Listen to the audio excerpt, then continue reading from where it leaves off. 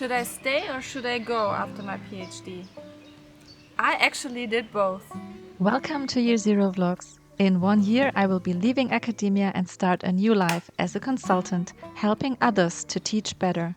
Join me on Memory Lane. Welcome or welcome back. I am Natalie. I'm a full-time scientist in a molecular genetics lab, and in the near future, I will leave the lab and be a consultant.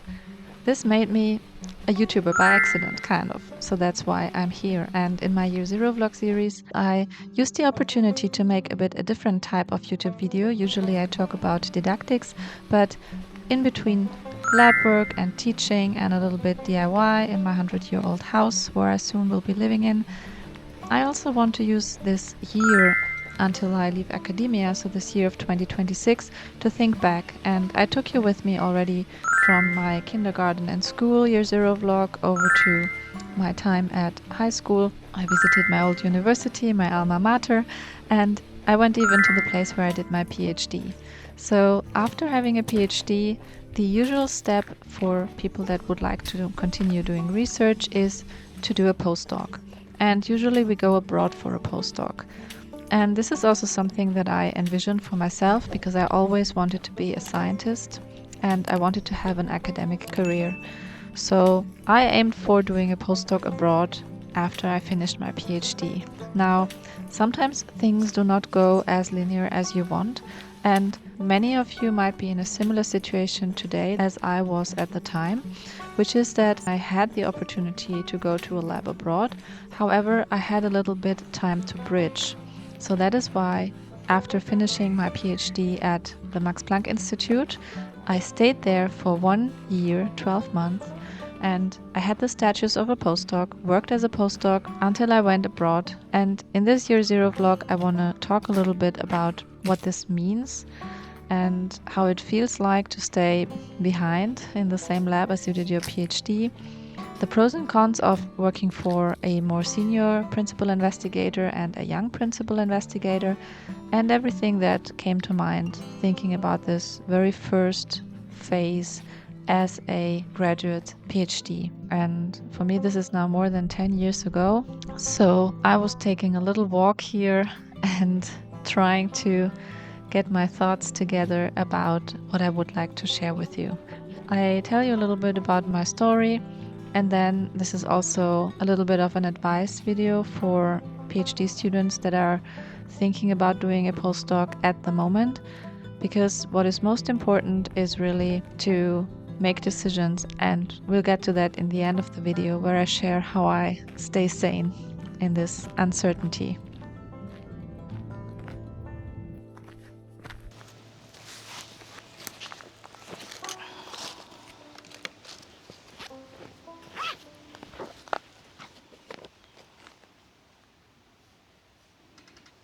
I finished my PhD at a Max Planck Institute. You can check out my Year Zero vlog here in this video. I put it into the info box. And then the question came up where to do a postdoc. I asked myself that question long before I finished my PhD, about a year or 1.5 years before. And for me, it was really a good opportunity that I had international collaborations where one of my collaboration partner would open his own lab, and we chatted, and then it was pretty clear that it would be a good fit. So I had my postdoc position. I also applied for other positions, but the decision was then made that I go there, and I was very happy with that decision. The catch here was that he would open his lab only a year after I would finish with my PhD. And that was then the basis for me discussing with my PhD supervisor if I could stay on for that year, for that gap year, continue as a postdoc in the lab that I have been doing my PhD, and then transition into the postdoc lab. And that's exactly what I did. I switched projects altogether, so there was a clean cut, no more PhD project, a totally new project that I worked on for this year, and then I went to my postdoc position, which was basically my second postdoc position because I had gained independent experience already before at Max Planck. So clearly the decision for me to stay as a postdoc in my PhD lab was because I needed that bridge. I needed to bridge the gap year. So it was never meant to be long term. It had a clear end point. My postdoc had a clear starting point. And this was a really good feature because I gained more experience in the lab where I knew already the environment while waiting to go into the postdoc, the new opportunity abroad. Because I knew that I would move to a brand new lab, I started comparing environments even before I left the lab. So I have a pretty good comparison between being in a lab where I did my PhD with an established PI that had a reputation and the lab was huge, versus being in a lab that would be newly established with a young PI, a young principal investigator. Working for a young PI as a postdoc, as a new postdoc, is super exciting because you join in while everything grows and while everything is established from scratch. I could take part in setting up the lab basically, which was a really good experience. What this means is that if you are in that situation to decide a young PI is establishing the lab or an established lab, a big lab. When you go with the young PI, you will experience what I experienced, that it is exciting to help set up everything, but at the same time, you have to set up everything. So you do not inherit any systems or workflows. Everything needs to be established in the new location. No matter how well the lab was established before, a new location always means new optimization, implementation of protocols. Everything has to be done from scratch. So this means a little bit of uncertainty, also time-wise, when will things go smoothly, and then also potentially a little bit less structure than in an established lab. However, if you work for a very big lab with an established PI that has a reputation renowned for his or her work, it might be harder to define yourself and to stand out in the crowd because the group is big, a lot of people go through, a lot of PhD students around, a lot of postdocs, a lot of young faculty around. So it might be harder to grow, define yourself, stand out. From my own story, I can say that it was good to experience both. And as a PhD student, I had an established PI as a boss, and then as a young postdoc, I had this young PI as a boss, and both experiences were really valid. But I think it's important to also consider the pros and cons if you already know where you want to go maybe, or what you want to achieve in the time with the postdoc, for example.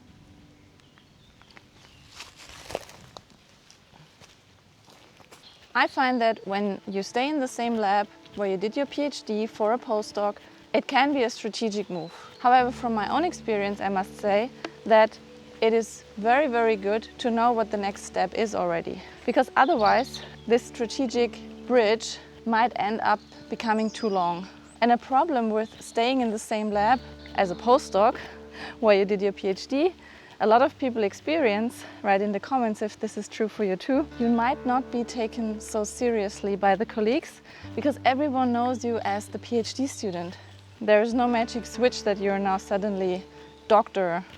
XYZ, and this might inhibit personal growth because you keep continuing what you're doing and, well, yeah, maybe a new project, maybe a lot more experience, maybe you get more independent tasks. Nevertheless, you also want to grow. So the moment I left the same environment into a new postdoc position, a new lab, I felt that I can now grow as a scientist and also as a human. I didn't stay in the same lab because I didn't know what to do next. I was staying because I knew what I would do next. And that is psychologically a big difference.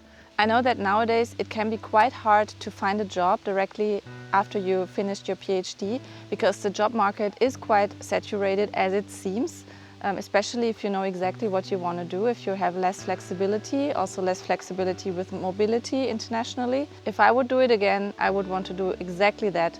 Put everything into job search, know exactly where my postdoc would lead me, and then yes, if there is requirement to stay along, and if you are lucky that there is an opportunity to stay in the same lab as a young postdoc where you did your PhD, then I would do it again with the perspective of knowing, yes, the next step will come. Here's one important thought I wish somebody told me at the time. If you're applying for a postdoc, it's the same as if you apply for any job in this world. Avoid falling into the trap to define yourself only by your PhD topic and the work you have done. Define yourself by your competences. Figure out what these are. Name them. Your potential is about what you can do next, because you have to shift from your past topic to this future potential. The strongest postdoc candidates aren't just specialists, they are researchers who can transfer their competencies into new domains. If you think about it like that, you will suddenly have much more opportunities than you thought. If you stay as a postdoc in the same lab as you did your PhD, have a clear reason. There has to be a clear strategic plan of what you do and when it will end, and it cannot be an endless story. Or you use this stay as a gap or a bridge before you go into your next position. Very important conclusion from my own experience: set clear boundaries. Define what you want to achieve in the year that you stay in the PhD lab, for example. And in general, I can only warn, avoid drifting, especially if the job market is difficult and if you are in a lab environment where you like the co-workers and where the project maybe runs smoothly and everything is in harmony. It might be challenging to get into the mood of really looking for a job. It might be even easier to leave the lab and only focus 100% for looking for a job. I have seen people do that, but that's not an advice that I would like to give. I would just say, consider all the aspects, consider how the lab works, what your PI expects from you. If you are really having the time, and if you don't have the time in your day job, make the time in your free time to focus on getting a job. I have seen many people stick around much longer than they expected in the first place, and from my perspective, oftentimes it's very convenient for the PI, but it's not necessarily helpful for the career development and the career path of those people. But that's just my perspective. Everyone has to decide for their own choices. I can only recommend to really get all the variables clearly and very transparently in front of you, write it down on a piece of paper, and then make your decision what you want to do next. PhD life science graduates looking for a postdoc often face a lot of difficulty because, yes, the market is competitive.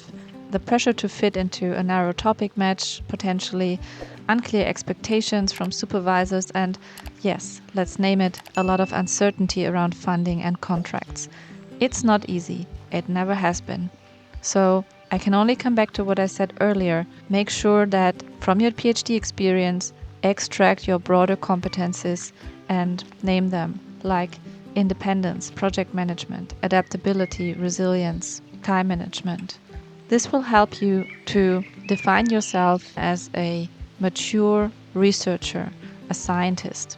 One thing that kept me sane during that time of transition, having succeeded in being a PhD, which was my dream, and then being a postdoc in the same lab, it was tracking progress, but not in the traditional sense. Because if you are applying for jobs and positions, waiting for the next step or dealing with uncertainty, progress does not always look like success. So I started tracking effort instead. Applications sent, ideas explored, even rejections. And weirdly, seeing those attempts, my growth as small wins, like making a decision where I maybe do not want to go to do a postdoc, and even rejections as it meant closure, the tracking of those things helped me because it turned something emotional into something measurable. And I still do this today, as I'm again in a transition phase in my life, leaving academia soon. The tracking showed me that I am moving, that I'm not static. It created a feeling of safety. I would write to get clarity and then track to remind myself that I'm actually progressing. Maybe if you feel that you struggle, just take a piece of paper and write down your thoughts. See you in the next Year Zero vlog.